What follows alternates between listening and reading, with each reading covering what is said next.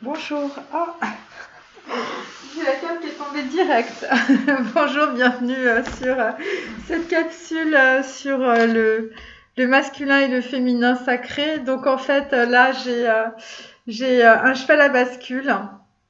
Parce qu'en fait, vu que la capsule précédente c'était sur la naissance, visiblement d'une nouvelle structure mentale, ça peut être la naissance en fait d'une nouvelle âme aussi. Vous êtes en train de libérer, on va dire, beaucoup de choses karmiques et ça concerne évidemment un petit cheval à bascule. C'est un chevalier de coupe, donc en fait c'est quelqu'un qui a énormément d'émotions aujourd'hui et qui veut avancer et en même temps eh bien vous êtes submergé par un émotionnel et ce qui vient de très très loin puisque cela concerne en tout cas votre enfance ou des souvenirs d'enfance.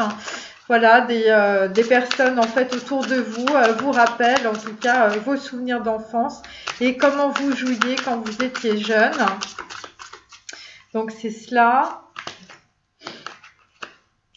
Après, nous avons un 4 de coupe. Donc, en fait, nous sommes avec des personnes qui sont, on va dire, en retrait.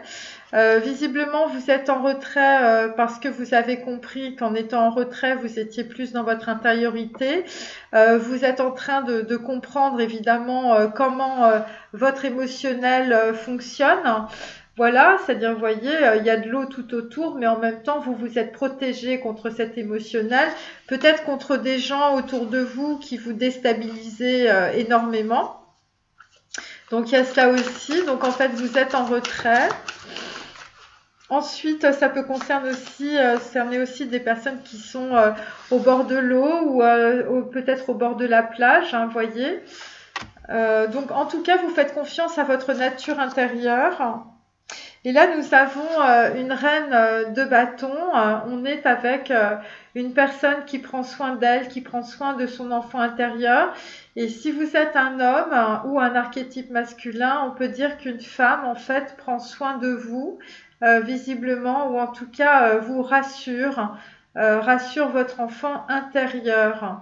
Donc là, il y a ce qu'on peut dire, c'est qu'il y a des personnes qui peuvent aussi euh, transformer ou changer en fait l'image qu'ils ont des femmes et ça concerne en tout cas des personnes qui sont très gentilles, très douces, très chaleureuses, très aimantes et donc en fait en tout cas vous avez probablement autour de vous des personnes qui prennent soin de vous et de votre enfant intérieur. Alors ça peut aussi signifier que vous avez un côté extrêmement féminin pour certains masculins et qu'en développant en fait ce côté, cette féminité que vous avez en vous, je veux dire il n'y a rien de négatif, eh bien vous allez pouvoir accueillir en fait votre enfant intérieur parce que vraisemblablement eh bien peut-être dans votre arbre généalogique ou peut-être par rapport aux gens qui vous entourent, vous n'aviez pas pu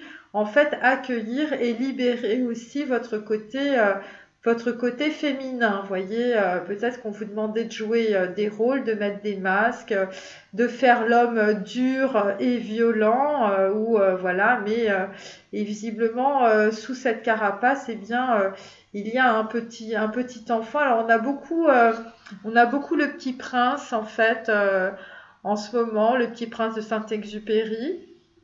C'est des personnes qui en fait ont un idéal par rapport en fait à de la passion et aussi à de l'amour.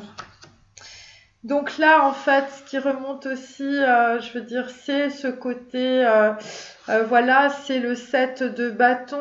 Visiblement, ça concerne des personnes autour de vous qui sont extrêmement malveillantes ou ça peut être aussi des souvenirs d'enfance. Voilà, des gens qui vous ont énormément maltraité, qui vous ont vraiment brisé hein, et cela depuis votre plus jeune âge.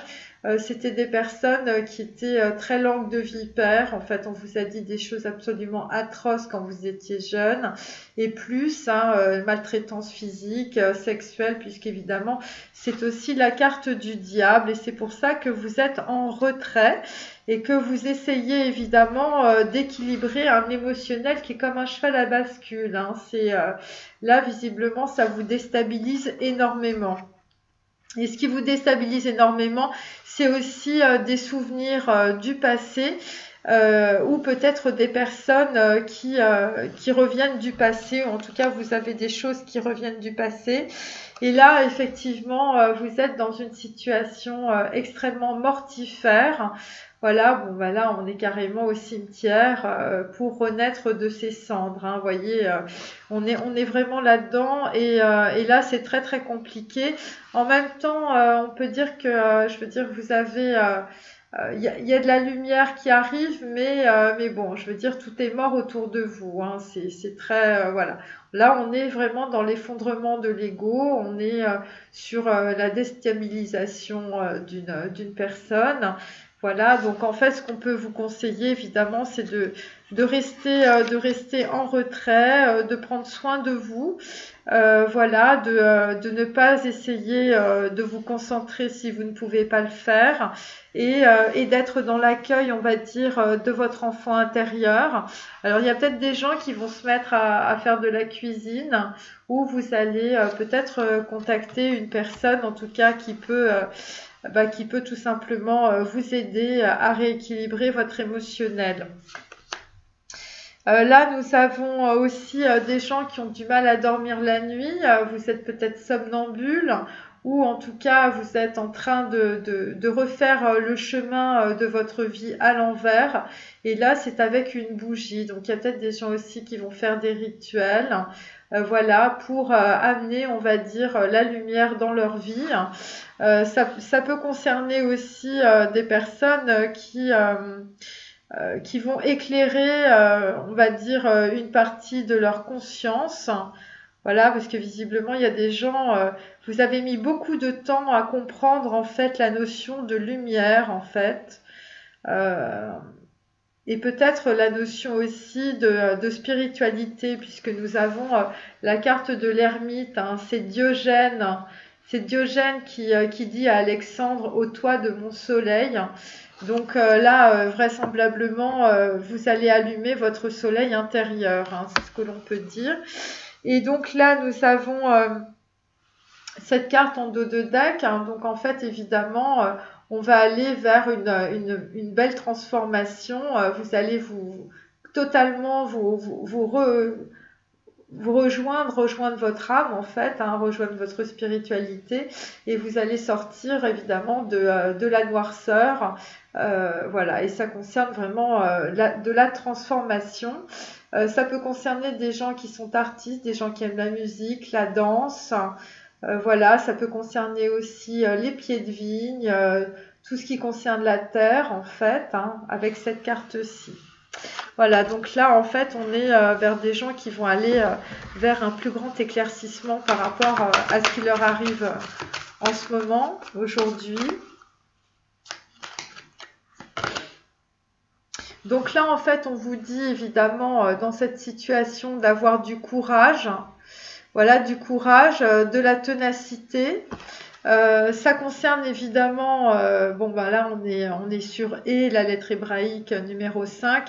Donc en fait c'est pour récupérer, on va dire, son pouvoir. Bon là vous pouvez vous en rendre compte, le lion n'est pas content du tout, hein, voilà. Et là en fait c'est par rapport à des gens qui ont énormément... vous ne vous étiez pas rendu compte de ce que vous pouviez en fait véhiculer comme... c'est des gens en fait qui sont tombés de leur lit, hein, je veux dire. Et là, l'évolution énergétique, elle a été vers le bas. Hein, donc en fait, vous vous êtes fourvoyé dans des situations en fait qui vous ont tiré vers le bas, des personnes autour de vous qui vous ont tiré vers le bas, et des gens qui vous ont mis dans des situations, je veux dire, voilà, totalement mortifères. Totalement mortifère, et donc là en fait après cela Bon, bah pareil, il va falloir que vous soyez dans la persévérance. Et je disais après cela, en fait, c'est la carte numéro 29. Donc le numéro 29, on l'a vraiment beaucoup aujourd'hui. Et donc là, vous allez avoir une vision positive. Bon, alors évidemment, ce sont des cartes, mais il faut que vous pensiez que en fait, ça parle de votre pensée. C'est-à-dire que si vous avez une pensée qui est très négative, alors je sais que quand on a, je veux dire, on doit laisser des choses et puis on a beaucoup de deuil à faire, on quitte une société, voilà, on quitte un appartement, on quitte une vie, on quitte des gens, c'est très compliqué, d'accord. Mais si vous n'avez pas dès le départ, en fait, la petite volonté simplement d'avoir une pensée positive, vous ne pourrez pas vous en sortir. Que ce soit avec un psy, que ce soit avec un naturopathe, que ce soit avec qui vous voulez. Si ça vient pas de vous et de votre cœur, eh bien, vous ne pouvez pas vous en sortir. Et donc, c'est ça. Et il faut comprendre, en fait, que alors, je sais que c'est difficile à dire et à admettre, mais tout ce qu'on vit, en fait, c'est parce que, en fait, on doit le vivre. C'est une expérience qui nous permet, en fait, de nous reconnecter, en fait, à notre âme, mais aussi de prendre conscience, en fait, de ce que l'on fait. Parce qu'il y a plein de gens, en fait, qui, pendant des années, ils ont fait des choses, ils ne se sont pas rendus compte. Ils ne se sont pas rendus compte de ce qu'ils faisaient. Ils ne se sont pas rendus compte qu'ils avaient des potentiels qu'ils n'ont jamais utilisés. Et en fait, on est tous, en fait, dans un cheminement, en fait, pour prendre conscience, en fait, de notre être. C'est la spiritualité. Il faut arriver à l'être spirituel. Alors évidemment, je sais que quand on perd un appartement ou un immeuble, quand on perd des gens et tout ça, c'est hyper dur. Voilà, chacun a son chemin karmique et on ne fait pas de comparaison. Mais il y a des gens qui ont énormément je veux dire, de choses qui sont douloureuses. Mais à partir de cela, en fait, il faut que vous donniez du sens à ce qui vous arrive. Voilà, il ne faut pas rester dans votre coin à pleurer. Parce que même si c'est difficile, bon, vous pleurez un bon coup, ok, faut pas vous culpabiliser, c'est normal. Parce que quand on a des processus de transformation, ben on pleure toujours. Il y a pas de jugement là-dessus. Faut pleurer, il faut chialer un bon coup, puis après ça passe, puis après ça revient, et puis machin, et puis après ça revient plus.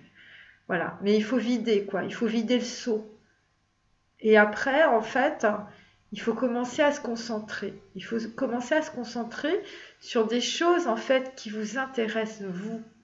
C'est-à-dire que moi, souvent, je rencontre des gens, pendant toute leur vie, en fait, ils ont fait des choses qu'on leur a demandé de faire.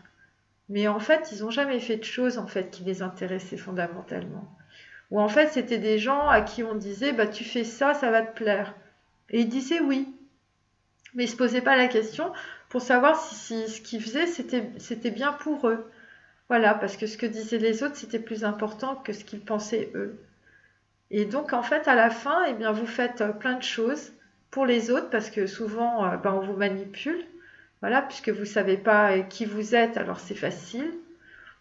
Et donc, en fait, vous vous rendez compte que vous avez fait plein de choses dans votre vie, mais qui ne vous ont rien apporté. Voilà, vous n'avez pas planté des graines. En fait, vous avez, vous avez pas fait des choses pour vous-même. Donc en fait, voilà, les gens sont partis, voilà, pour différentes raisons. Les contrats sont arrêtés et puis vous, bah, vous êtes là et puis vous n'avez pas planté. Donc en fait, c'est une situation douloureuse qui vous permet de prendre conscience que vous existez. C'est-à-dire que vous êtes là, présent à vous-même. Que ce soit dans la douleur, que ce soit dans la souffrance, vous êtes présent ici et maintenant à vous-même. Et il y a des gens, c'est peut-être la première fois en fait qu'ils sont dans cette situation. Parce que avant, vous faisiez que des projections. Vous aviez des gens autour de vous, vous deviez faire des choses. On vous demandait toujours de faire des choses pour l'extérieur, pour votre famille, pour vos enfants, pour les autres, mais jamais pour vous. Et là, en fait, vous avez une possibilité, peu importe ce qui vous est arrivé, de vous dire que là, vous pouvez commencer à faire quelque chose pour vous-même. Voilà. Et il n'y a pas de culpabilité à avoir. Il y a des gens qui me disent, oui, moi, quand je fais les choses pour moi, j'ai l'impression d'être coupable parce que je fais pas les choses pour mes petits-enfants ou pour mes enfants. Mais laissez tomber l'extérieur. Occupez-vous de l'intérieur. Et, euh, et donc, en plus, c'est difficile. Non seulement on est dans la culpabilité par rapport aux autres, puisqu'on fait des trucs pour la première fois par rapport à soi-même, mais on peut être aussi dans la culpabilité par rapport en fait à des secrets qu'on peut, voilà, sur lesquels on peut tomber. Alors des fois, ça vous arrive directement dans le cerveau, hein, quand vous dormez, vous avez des rêves, puis vous dites, mais pourquoi j'ai pensé à mon grand-père? Pourquoi j'ai pensé à ma grand-mère? Cette femme que je connais à peine, mon arrière-grand-tante est venue dans mon rêve, elle m'a dit ça, pourquoi? Et là, en fait, c'est comme un puzzle. Donc ça, c'est la partie intuitive de votre cerveau. C'est complètement normal. Mais quand on fait, en fait, on est dans ces situations-là, on a beaucoup d'émotionnel. Donc vous avez l'impression de devenir dingue. Parce qu'en fait, vous avez votre mental qui vous tire à hu et à dia, qui vous dit non, faut pas y aller, non, faut pas faire ci, non, faut pas faire ça, qui vous répète tout ce qu'on vous a raconté pendant 50 ans, 40 ans, 20 ans. Et puis l'autre côté, vous avez votre côté intuitif pour aller très très vite parce qu'il ne faut pas se planter, parce que là, il faut essayer de s'équilibrer. On est sur un cheval à bascule, hein. On est à la fois sur le passé, le présent, le futur et tout en même temps. Donc c'est normal qu'on n'arrive pas à se concentrer, qu'on a l'impression d'avoir le cerveau qui part en sucette. C'est logique, c'est normal. Et donc, il faut se calmer par rapport à ça, parce qu'il y a des gens, ils se disent, mais je deviens dingue avec tout ce que j'ai dans la tête. Mais oui, mais c'est logique. Parce qu'on ne peut pas faire autre chose. On peut pas ne pas passer par cette porte. Voilà, pour avoir un éclaircissement. Hein, et au pire, l'ajna, c'est-à-dire l'ouverture du troisième œil.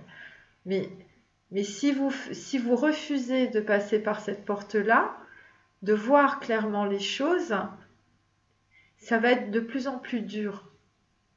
Donc à un moment donné, en fait, il faut comprendre pourquoi on est dans cette situation-là.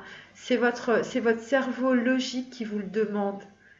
Et il vous demande la vérité. Il ne vous demande pas d'inventer une histoire. Parce que si vous voulez construire en fait votre intellect, il faut que les deux cerveaux ils soient bien l'un avec l'autre. Et il faut pas l'engrammer encore avec des mensonges ou des histoires qui sont fausses. Il faut regarder la vérité clairement. Et plus la vérité, en fait, elle va se soulever, elle va vous faire traverser les voiles de l'illusion. Et là, vous allez pouvoir construire vraiment quelque chose d'extrêmement stable que vous n'aviez pas auparavant. Voilà. Et ça s'appelle rentrer dans la maturité.